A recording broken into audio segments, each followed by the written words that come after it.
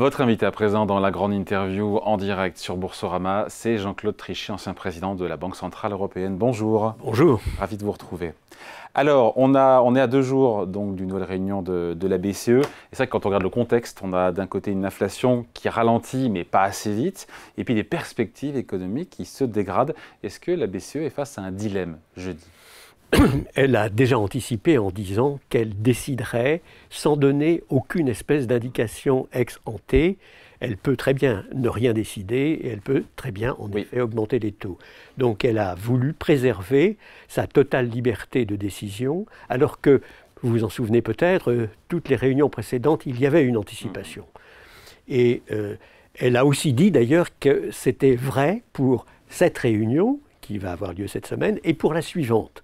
Ce qui est aussi un peu exceptionnel de dire à partir de maintenant... Ça traduit quoi? Ça traduit le fait qu'on est un peu dans le brouillard? Ça traduit le fait que le Conseil des gouverneurs, à mon avis assez légitimement, se dit on est assez près de notre pic.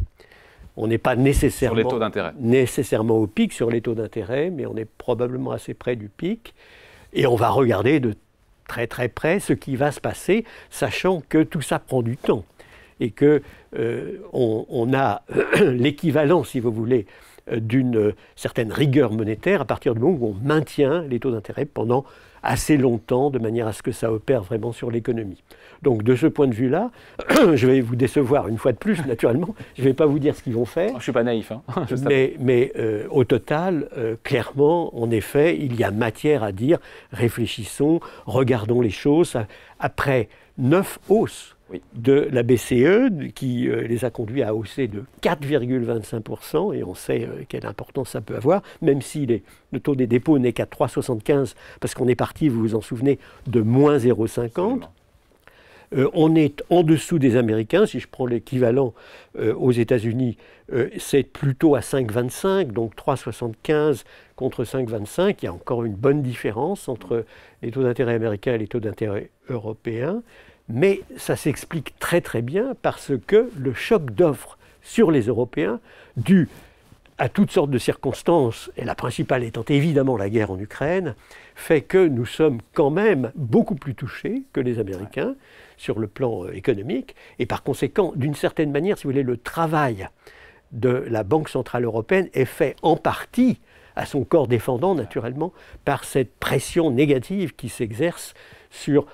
en gros, l'alimentaire et l'énergie, et surtout l'énergie, bien sûr. Donc la décision, je dis, elle sera difficile à prendre. Encore une fois, vous avez raison, ces derniers mois, les relèvements de taux s'imposaient, il n'y a pas de surprise. Là, on le voit bien d'ailleurs, puisque les investisseurs sont très très indécis sur la décision que prendra la BCE jeudi. Il y a deux camps qui s'opposent quasiment à 50-50, et donc il y a du suspense. Voilà, il y a du suspense. Mais c'est ce qu'elle souhaitait. Hein. Elle souhaitait effectivement que tout ceci s'équilibre et qu'elle soit aussi libre que possible de la décision. Je parle du Conseil des gouverneurs.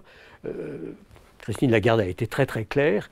Et chez nous, le gouverneur de la Banque de France aussi très clair, disant nous sommes à un moment où effectivement ça demande beaucoup d'attention. On est peut-être très proche du pic de taux d'intérêt, comme je le disais. On va voir. En tout état de cause, on a un élément que vous ne connaissez pas et que je ne connais pas, à savoir les nouvelles projections de la Banque Centrale Européenne. Leur décision sera aussi naturellement fonction de ces projections, ne serait-ce que pour assurer la cohérence, si vous voulez, de l'ensemble de la politique monétaire. Elle est censée dépendre des données. Les données, c'est évidemment pas les données d'hier, mais ni nécessairement les données d'aujourd'hui, mais les données prévues, disons en projection par l'ensemble du staff de la Banque centrale et du staff des banques centrales. Donc au total, c'est en temps réel qu'ils verront quelles sont les nouvelles projections.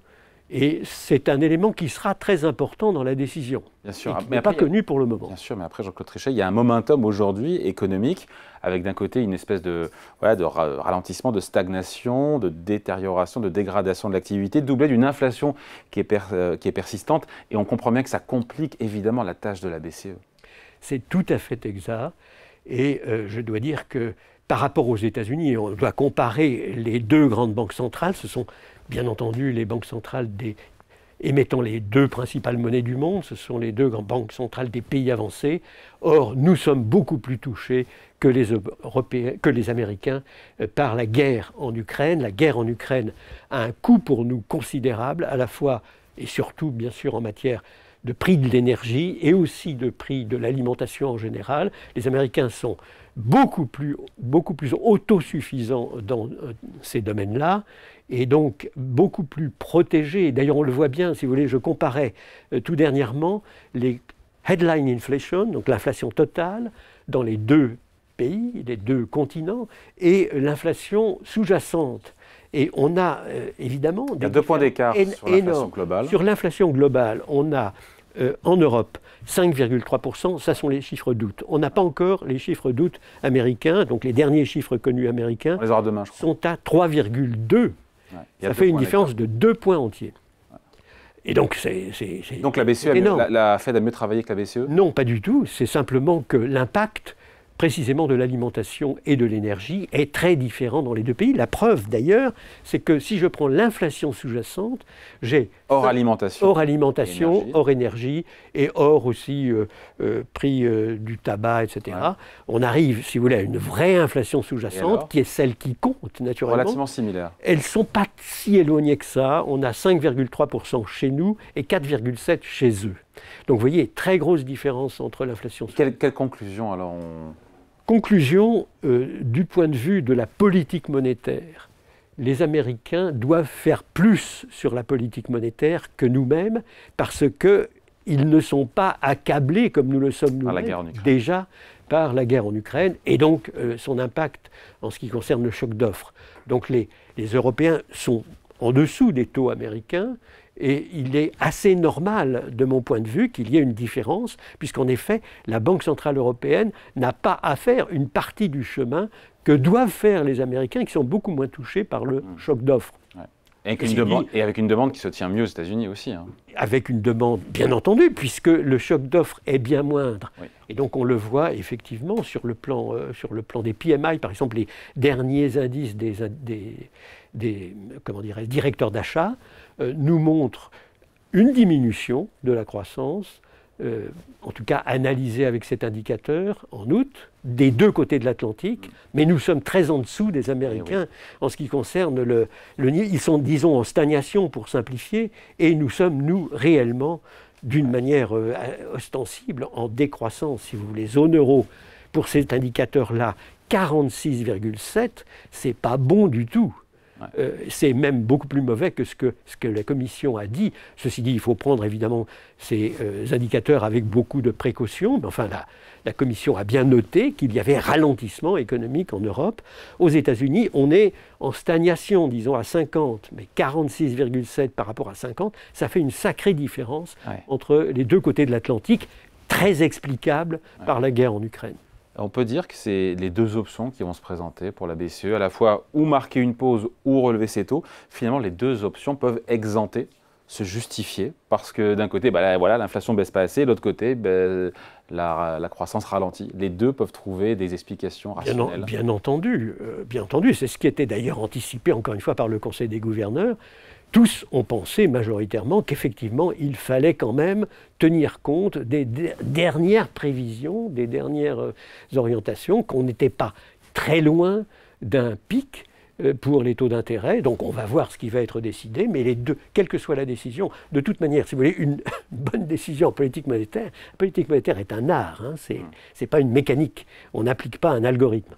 Et donc, il faut toujours peser le pour et le contre avec autant de sagesse que possible. Et c'est pour ça, d'ailleurs, que la sagesse collective de cette institution, de toutes les grandes banques centrales, d'ailleurs, est absolument nécessaire. Il faut comparer les points de vue des uns et des autres, particulièrement vrai en Europe, où nous avons tant de pays différents. Oui.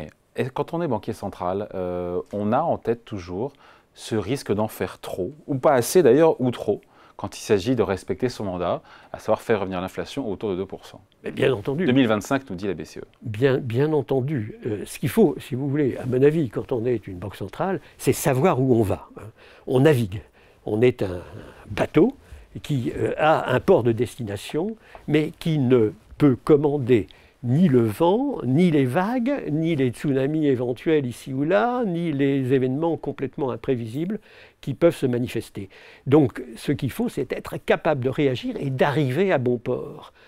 Il faut être pragmatique, avoir une idée précise de l'endroit où on va, et c'est remarquable, d'ailleurs je vous l'ai dit assez souvent, nous avons le même objectif, non seulement des deux côtés de l'Atlantique, 2%. mais dans tous les pays avancés, dans tous les pays et banques centrales qui émettent les monnaies des droits de tirage spéciaux, du panier des droits de tirage spéciaux, et même la Chine, qui elle-même est dans le panier des droits de tirage spéciaux avec le renminbi, est aussi, si vous voulez, cohérente ou proche, disons, de cette idée d'une définition de la stabilité. Ils n'y sont pas non plus, les Chinois. À 2%. Ils sont à 0% d'inflation. Ils sont à une inflation qui est plutôt basse, en effet, mais au total, si vous voulez, tout ça a une certaine cohérence. En tout cas, la grande crainte que je pouvais avoir ex ante, non pas pour les Européens, mais pour les Américains, eût été qu'ils disent, finalement, on avait décidé que...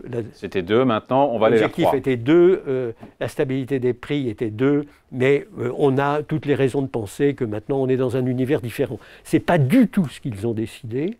Ils ont confirmé, de manière extrêmement ostensible et notoire, les 2%, comme les Européens, et je considère, je vous l'ai déjà dit, que c'est une des réformes de facto du système monétaire international les plus importantes que l'on ait pu voir depuis l'explosion du système de Bretton Woods. Les grandes banques centrales du monde et celles qui sont dans le panier des droits de tirage spéciaux ont la même définition de la stabilité des prix dans une perspective naturellement de moyen-long terme. Exactement. Après, qu'est-ce qui se passe? Pardon, je me place dans le cas de figure du pire, mais qu'est-ce qui se passe si l'inflation sous-jacente fait de la résistance et qu'on est toujours autour de 3 et quelques justement l'année prochaine, en 2025, est-ce que les banques centrales devront toujours resserrer encore plus, même s'il y a gros freinage, même si l'immobilier s'est retourné partout dans le monde?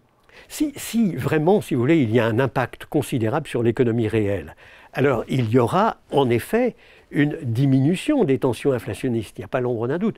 Tout le système est quand même autorégulé, si vous voulez. Donc la récession fera le boulot, quoi. Disons que le ralentissement économique que nous éprouvons en ce moment, d'ailleurs, il y a un ralentissement économique, comme on l'a vu, plus en Europe qu'aux États-Unis, beaucoup plus en Europe qu'aux États-Unis. Donc une partie du boulot est faite de ce point de vue-là, si je puis dire, par malheureusement le choc d'offres. Ce n'est pas la Banque centrale qui est responsable de ça, c'est le choc d'offres que nous avons sur l'alimentaire et sur l'énergie. Et la Banque centrale doit en tirer les conséquences, encore une fois, en sachant où elle va. Elle sait où elle va. Ce qui est très important, c'est qu'à partir du moment où elle montre sa détermination, l'ensemble des anticipations des acteurs du marché doivent en effet être confirmées, si vous voulez, dans leurs propres anticipations. Et donc, la manière dont, je crois, les grandes banques centrales dans le monde ont réussi à réancrer les anticipations d'inflation est très très importante. Bien entendu, l'inflation apparente, totale, va encore faire des bons. On est nécessairement sur les montagnes russes, le prix du pétrole peut monter et descendre. Tout ça est évidemment très aléatoire, dans un monde qui bouge d'ailleurs à une vitesse absolument hallucinante, notamment ce qui rend encore plus difficile, notamment sur le plan géostratégique, ce qui rend effectivement difficile les décisions de tous les décideurs, de toutes les entités qui ont à prendre des décisions, gouvernement, parlement, bien entendu banque centrale et bien entendu secteur privé partout dans le monde. Or, le bouleversement géostratégique que nous sommes en train d'observer, si vous voulez, est assez spectaculaire. Je regardais, la Chine arbitre, si je puis dire, entre l'Iran et l'Arabie Saoudite. On se dit quelque chose qui est tellement monumental. Les BRICS s'étendent à une large partie des pays émergents.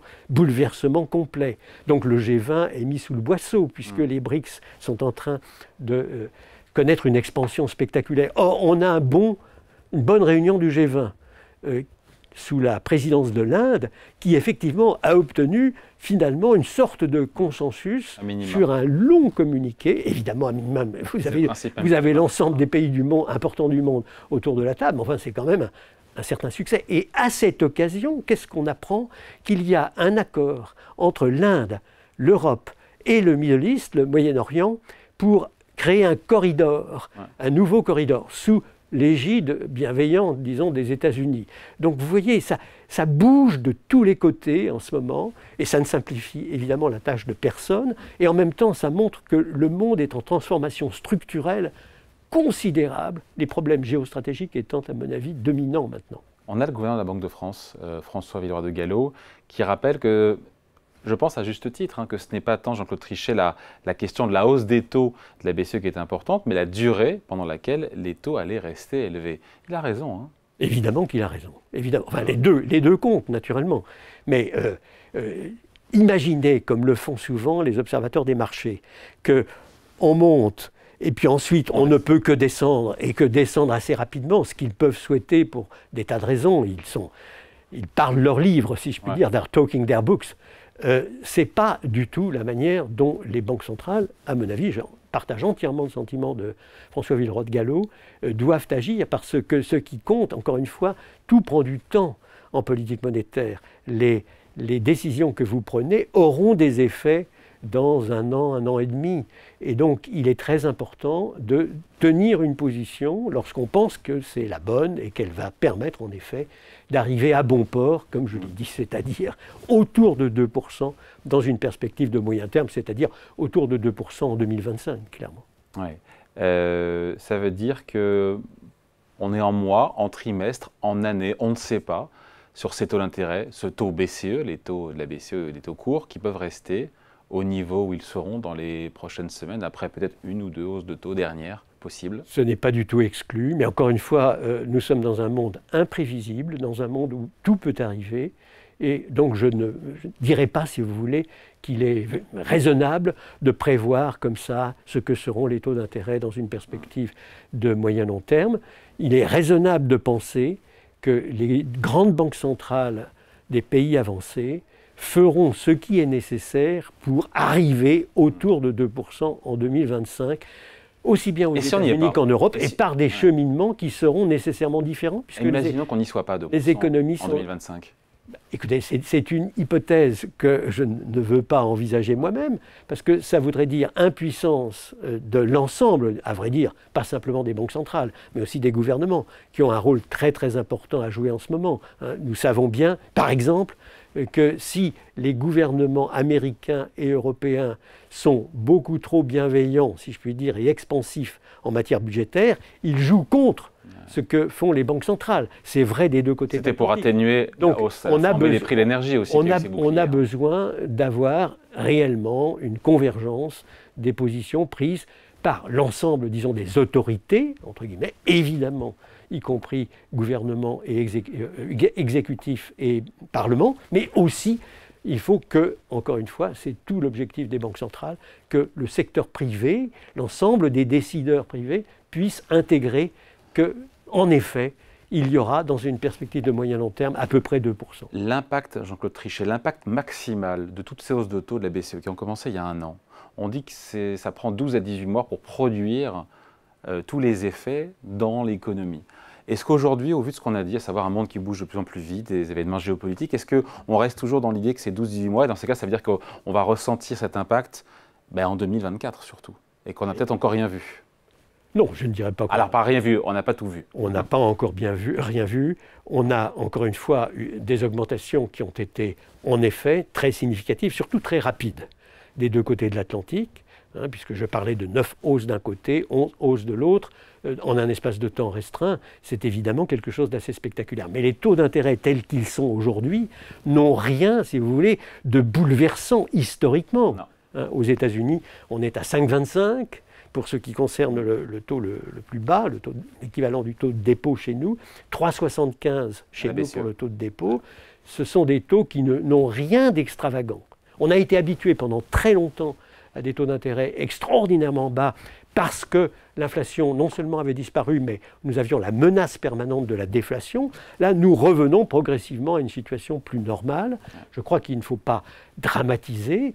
Ce serait d'ailleurs une très grave erreur de dramatiser, parce que si on dramatise, alors ça veut dire on pousse l'ensemble des décideurs, pas simplement les banques centrales, à être aussi expansifs que possible. Et là, alors, on sait d'expérience à quoi ça mène. À une réelle catastrophe, une inflation qui n'est plus maîtrisée du tout, celle que Paul Volcker et les autres gouverneurs de banques centrales ont dû combattre après premier et second choc pétrolier, et là alors vous arrivez à des taux d'intérêt de 20%. Alors c'est pas 3,75, c'est pas 5,25. Ouais. On est dans un monde complètement différent.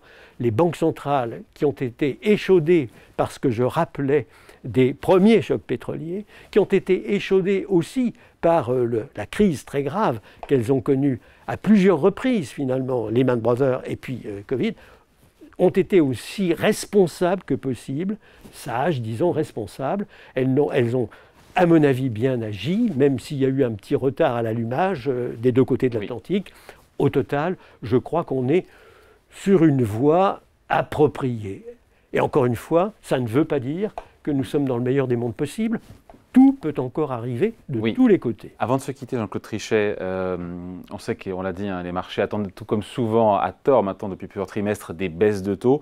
Et le gouverneur de la Banque de France, François Villeroy de Galhau, nous a dit il y a quelques jours, on est encore loin du moment où on pourra envisager les baisser.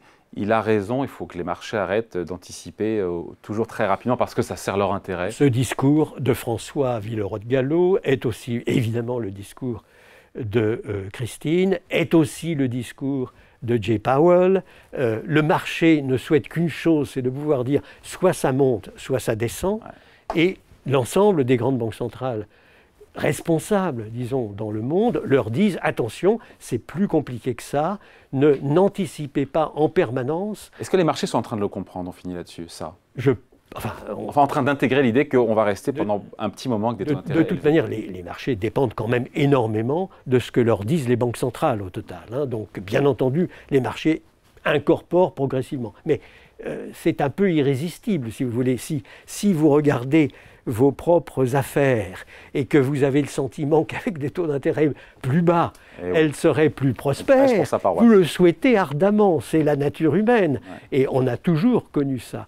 Mais au total, si vous voulez, les banques centrales ne raisonnent pas dans l'instant, comme beaucoup, évidemment, d'hommes de marché. Les banques centrales raisonnent à moyen terme. Elles sont jugées à moyen long terme. Mais encore une fois, nous sommes dans un monde qui bouge énormément, dans lequel la géostratégie est vraiment bouleversante. Et je vous ai donné quelques exemples, à vrai dire 4 exemples, de situations ultra mobiles. Hein. Pensez, l'Arabie Saoudite rejoint les BRICS, les Émirats Arabes Unis rejoignent les BRICS, et dans le même temps, l'Arabie Saoudite et les Émirats Arabes Unis participent à une opération Inde-Europe absolument monumentale qui a été évoquée, disons, et décidée en marge du G20 présidé par l'Inde.